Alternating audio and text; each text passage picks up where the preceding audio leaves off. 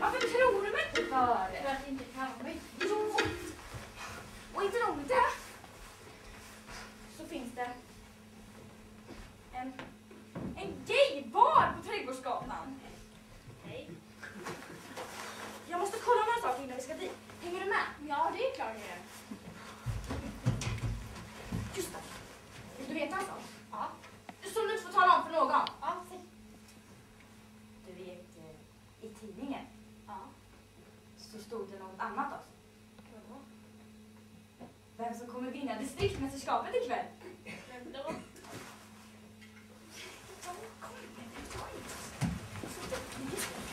Men hörru du, vad är gay för något? Ja, men kom nu.